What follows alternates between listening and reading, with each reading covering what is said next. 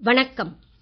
ஆகாஷ்வாணி புதுச்சேரி மாநில செய்திகள் வாசிப்பவர் மலர்விழி.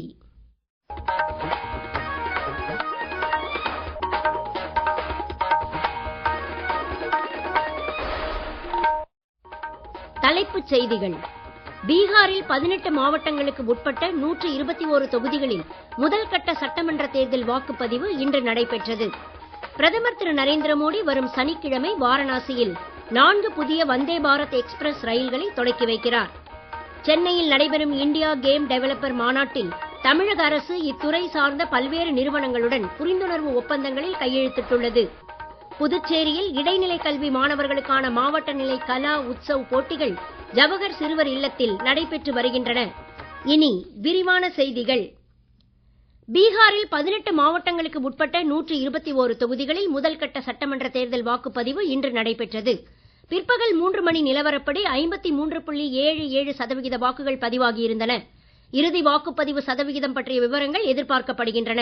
இன்றைய தேர்தலின் போது பீகார் முதலமைச்சர் திரு நிதிஷ்குமார், துணை முதலமைச்சர் திரு சாம்ராஜ் சௌத்ரி, மத்திய உள்துறை இணை அமைச்சர் திரு நித்யானந்த ராய், லோக் ஜனசக்தி ராம்விலாஸ் பிரிவின் தலைவர் திரு சிராக் பாஸ்வான் உட்பட முக்கிய தலைவர்கள் பலர் போட்டிக் களத்தில் இருந்தனர். இன்றைய முதல்கட்ட தேர்தலில் காலை 7 மணி முதல் மாலை 6 மணி வரை வாக்குப்பதிவு நடைபெற்றது. ஆயினும் பக்தியார்பூர், மகிஷி, முங்கேர், தாராப்பூர் உள்ளிட்ட தொகுதிகளில் பாதுகாப்பு காரணங்களுக்காக வாக்குப்பதிவு மாலை 5 மணியுடன் முடித்துக் கொள்ளப்பட்டது. தேர்தல் நடைபெற்ற தொகுதிகளில் பாதுகாப்பு ஏற்பாடுகள் விரிவான முறையில் செய்யப்பட்டிருந்தன. ஐசிசி மகளிர் ஒருநாள் சர்வதேச கிரிக்கெட் போட்டித் தொடரில் உலக கோப்பையை வென்ற இந்திய மகளிர் அணியினர் இன்று புதுடெல்லி குடியரசுத் தலைவர் மாளிகையில் குடியரசுத் தலைவர் திருமதி திரௌபதி முர்முவை சந்தித்து வாழ்த்து பெற்றனர். இந்திய மகளிர் கிரிக்கெட் அணியினர் புதிய வரலாறு படைத்து இளம் தலைமுறையினருக்கு முன்மாதிரியாக மேம்பட்டுள்ளதாக குடியரசுத் தலைவர் கூறினார். உலக கோப்பை வென்ற இந்திய அணியில் பல்வேறு பிராந்தியங்கள், சமூக சூழல்கள் மற்றும் பின்னணிகளை சேர்ந்தவர்கள் கலந்து இடம்பெற்றுள்ளதை அவர் சுட்டிக்காட்டி பாராட்டினார். பிரதமர் திரு நரேந்திர மோடி வரும் சனிக்கிழமை வாரணாசிக்கு பயணம் மேற்கொண்டு 4 புதிய வந்தே பாரத் எக்ஸ்பிரஸ் ரயில்களை கொடியசைத்து தொடக்கி வைக்கிறார். பனாரஸ், கஜுராஹோ, லக்னோ, சஹாரன்பூர், ஃபெரோஸ்பூர், டெல்லி மற்றும் எர்ணாகுளம், பெங்களூரு வந்தே பாரத் ரயில்கள் இதில் அடங்கும். பிரதமர் தொடக்கி வைக்கும் வந்தே பாரத் ரயில்கள் முக்கிய நகரங்களுக்கு இடையிலான பயண நேரத்தை கணிசமாக குறைத்து உலக தரம் வாய்ந்த பயண வசதிகளை மக்களுக்கு வழங்க உள்ளன. இதில் எர்ணாகுளம், பெங்களூரு வந்தே பாரத் எக்ஸ்பிரஸ் ரயில் இவ்விரு நகரங்களுக்கு இடையிலான பயணத்தை சுமார் 2 மணி நேரம் குறைக்கும் என்பதும், முக்கிய ஐடி கேந்திரங்கள் மற்றும் வர்த்தக மையங்களை இணைக்கும் வகையிலான இந்த ரயில் மாணவர்கள், ஐடி ஊழியர்கள் மற்றும் சுற்றுலா பயணிகளுக்கு மிக பயனுள்ளதாக இருக்கும் என்பதும் குறிப்பிடத்தக்கது. பிரதமர் திரு நரேந்திர மோடியால் அறிவிக்கப்பட்டு கடந்த செப்டம்பர் 22ஆம் தேதி முதல் அமலாகி வரும் ஜிஎஸ்டி சேமிப்பு உற்சவம் சமூகத்தின் அனைத்து பிரிவு மக்களுக்கும் பயனளித்து வருகிறது. அடுத்த தலைமுறை ஜிஎஸ்டி சீர்திருத்தங்களால் அசாமில் பொருளாதாரம் எப்படியெல்லாம் ஊக்கம் பெற்று வருகிறது என்பது குறித்து ஒரு செய்தி தொகுப்பு. அடுத்த தலைமுறை ஜிஎஸ்டி சீர்திருத்தங்களால் அசாமில் நெசவாளர்கள், விவசாயிகள் மற்றும் சிறு வணிகர்களுக்கு முக்கிய பலன்கள் ஏற்பட்டுள்ளன. புதிய விதிமுறைகளின் கீழ் அசாமின் பாரம்பரிய மற்றும் பிராந்திய உற்பத்தி பொருட்கள் மீது ஜிஎஸ்டி குறைக்கப்பட்டுள்ளது. குறிப்பாக அசாம் தேயிலை மீதான ஜிஎஸ்டி 5% குறைக்கப்பட்டுள்ளதால் தேயிலையின் விலை குறைந்து உள்நாட்டு மற்றும் சர்வதேச சந்தையில் போட்டித்திறன் அதிகரித்துள்ளது. அசாமின் புகழ்பெற்ற மூகா பட்டு மற்றும் காமோசா பட்டு துண்டுகள் மீதான வரியும் 12லிருந்து 5% குறைக்கப்பட்டுள்ளதால் பாரம்பரிய நெசவாளர்களின் வருமானம் அதிகரித்துள்ளது. 7500 ரூபாய் வரையுள்ள ஹோட்டல் அறை வாடகை மீதான வரியும் 5% அடுக்கிற்கு மாற்றப்பட்டுள்ளதால் அசாமில் சுற்றுலாத்துறையும் ஊக்கம் பெற்றுள்ளது. மாநிலத்தின் ஊரக பகுதிகள் உட்பட எல்லா பகுதிகளிலும் புதிய ஜிஎஸ்டி சீர்திருத்தங்களால் விற்பனை, வேலை வாய்ப்புகள் மற்றும் மக்களின் வருமானம் அதிகரித்து பொருளாதாரம் வலுப்பெற்று வருவதை தெளிவாகவே காண முடிகிறது. வந்தே மாதரம் தேசிய பாடலின் 150ஆம் ஆண்டு கொண்டாட்டங்கள் நாடு முழுவதும் நாளை தொடங்குகின்றன. வந்தே மாதரம் வெற்றி முழக்க பாடல் எல்லா இல்லங்களிலும் ஒலிக்கட்டும் என்றும், இப்பாடலால் நமது உள்ளங்களில் தேசபக்தி ஒளிரட்டும் என்றும் மத்திய தகவல் ஒலிபரப்புத்துறை இணை அமைச்சர் டாக்டர் எல் முருகன் கூறியுள்ளார். 1882ஆம் ஆண்டு பங்கிம் சந்திர சாட்டர்ஜியின் ஆனந்தமடம் வங்கமொழி புதினத்தில் இடம்பெற்ற வந்தே மாதரம் தேசபக்தி பாடலை குருதேவ் ரவீந்திரநாத் தாகூர் 1896ஆம் ஆண்டு கொல்கத்தா காங்கிரஸ் மாநாட்டில் முதல் முறையாக பாடினார். விடுதலை போராட்ட காலத்தில் விடுதலை உணர்வை தூண்டி மக்களின் ஒற்றுமையை வலுப்படுத்துவதில் வந்தே மாதரம் பாடல் முக்கிய பங்காற்றியது. வந்தே மாதரம் என்பது சுதந்திர போராட்ட வீரர்கள் உட்பட நாட்டு மக்கள் அனைவரின் விடுதலை முழக்கமாகவே திகழ்ந்தது. 1950ஆம் ஆண்டு ஜனவரி 24ஆம் தேதி அரசியல் நிர்ணய சபை இப்பாடலை தேசிய பாடலாக அங்கீகரித்தது. ஜனகணமன தேசிய கீதத்திற்கு இணையான மதிப்பை வந்தே மாதரம் தேசிய பாடலுக்கும் வழங்க வேண்டும் என அரசியல் நிர்ணய சபையின் தலைவராக அப்போது இருந்த டாக்டர் ராஜேந்திர பிரசாத் அறிவித்தார். தேசப்பற்று என்பது வார்த்தைகளுக்கு அப்பாற்பட்ட உணர்வு என்றால் விவரிக்க முடியாத அந்த உணர்வுக்கு குரல் வடிவம் கொடுப்பதே வந்தே மாதரம் பாடல் என்று பிரதமர் திரு நரேந்திர மோடி மன் கி பாத் நிகழ்ச்சி ஒன்றில் கூறியதும் குறிப்பிடத்தக்கது. நீங்கள் கேட்டுக்கொண்டிருப்பது மாநில செய்திகள்.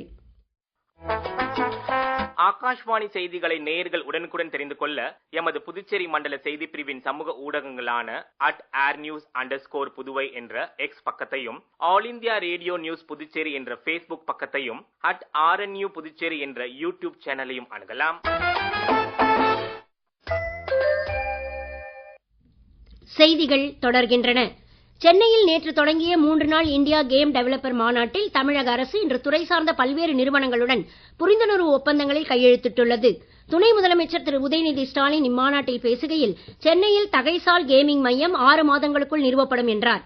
கோவை, திருச்சி, மதுரை, சேலம், நெல்லை ஆகிய இடங்களில் பிராந்திய மையங்கள் அமைக்கப்படும் என்றும் அவர் தெரிவித்தார். கேமிங் நிறுவனங்களுக்கு தேவையான அனுமதிகளை ஒற்றை சாளர முறையில் வழங்க பிரத்யேக வசதி மையங்கள் அமைக்கப்படும் என்றும், இதனால் தமிழகத்தில் வர்த்தகம் புரிதல் எளிதாகும் என்றும் அவர் கூறினார். தமிழகத்தில் கடந்த 3 ஆண்டுகளில் 10,800 ஸ்டார்ட் அப் நிறுவனங்கள் தொடக்கப்பட்டுள்ளதாகவும், செயற்கை நுண்ணறிவு மற்றும் இதர நவீன தொழில்நுட்ப துறைகளில் தமிழகம் வரலாறு படைத்து வருவதாகவும் அவர் குறிப்பிட்டார். இந்தியா கேம் டெவலப்பர் சங்கத்தின் சார்பில் ஏற்பாடு செய்யப்பட்டுள்ள இந்த 3 நாள் மாநாட்டில் உலகெங்கிலும் இருந்து படைப்பாளிகள், ஸ்டுடியோக்கள், முதலீட்டாளர்கள் உட்பட 4000க்கும் மேற்பட்ட பிரதிநிதிகள் பங்கேற்றுள்ளனர். துறை சார்ந்த 200 நிபுணர்களின் பங்கேற்புடன் 150க்கும் மேற்பட்ட அமர்வுகள் இம்மாநாட்டில் இடம்பெறுகின்றன. இடைநிலை கல்வி மாணவர்களுக்கான மத்திய கல்வி அமைச்சகத்தின் கலா உத்சவ் போட்டிகளின் ஒரு பகுதியாக புதுச்சேரியில் பள்ளி கல்வி இயக்ககம் சார்பில் ஏற்பாடு செய்யப்பட்டுள்ள மாவட்ட அளவிலான கலா உத்சவ் போட்டிகள் ஜவஹர் சிறுவர் இல்லத்தில் நடைபெற்று வருகின்றன. நேற்று வாய்ப்பாட்டு, இசை, ஓவியம் மற்றும் கைவினை போட்டிகளும், இன்று நடனம், குழு நடனம், இசைக்கருவி மீட்டல் ஆகிய போட்டிகளும் நடைபெற்றன. இன்றைய போட்டிகளில் 95 அரசு மற்றும் தனியார் பள்ளிகளைச் சேர்ந்த சுமார் 130 மாணவர்கள் கலந்து கொண்டு தங்களின் கலைத்திறன்களை வெளிப்படுத்தினர். நாளைய தினம் நாடகம் மற்றும் பாரம்பரிய கதை சொல்லல் போட்டிகள் நடைபெற உள்ளது. மாவட்ட அளவிலான கலா உத்சவ் போட்டிகளில் வெற்றி பெறும் மாணவ மாணவிகள் வரும் 19ஆம் தேதி நடைபெறவுள்ள மாநில அளவிலான போட்டிகளில் பங்கேற்க தகுதி பெறுவார்கள். போட்டிகளுக்கான நோடல் அதிகாரியும் ஜவஹர் பால்பவன் தலைமை ஆசிரியருமான திரு மணிவேல் இது குறித்து எமது செய்தியாளர்களுக்கு அளித்த பேட்டியிலிருந்து ஒரு பகுதி.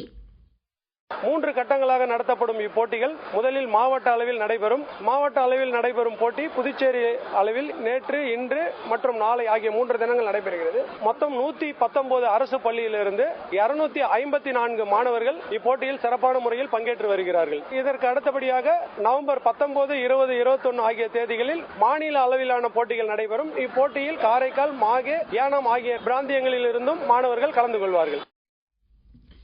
அண்மையில் சீனாவில் நடைபெற்ற 17 வயதுக்கு உட்பட்டவர்களுக்கான ஆசிய பேட்மிண்டன் போட்டிகளில் இந்தியாவின் சார்பில் பங்கேற்று வெண்கலப் பதக்கம் வென்று திரும்பியுள்ள காரைக்கால் மாணவி ஜனனிகா இன்று புதுச்சேரியில் முதலமைச்சர் திரு ரங்கசாமியை அவரது அலுவலகத்தில் சந்தித்து பதக்கத்தை காண்பித்து வாழ்த்து பெற்றார். சட்டமன்ற உறுப்பினர் திரு சந்திர பிரியங்கா உள்ளிட்டோர் இந்த சந்திப்பின் போது உடனிருந்தனர்.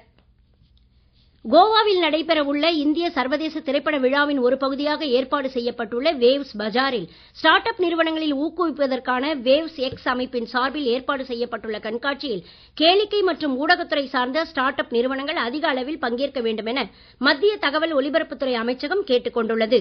விருப்பமுள்ள ஸ்டார்ட் அப் நிறுவனங்கள் அதிகாரப்பூர்வ வேவ்ஸ் பஜார் இணையதளம் மூலமாக பதிவு பெறலாம் என்றும் தெரிவிக்கப்பட்டுள்ளது.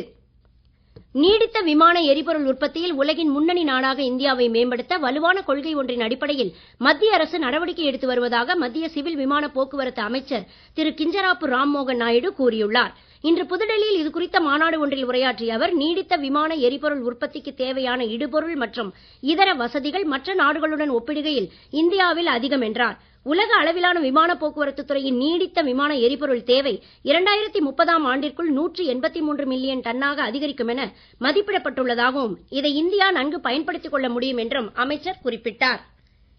மீண்டும் தலைப்புச் செய்திகள்.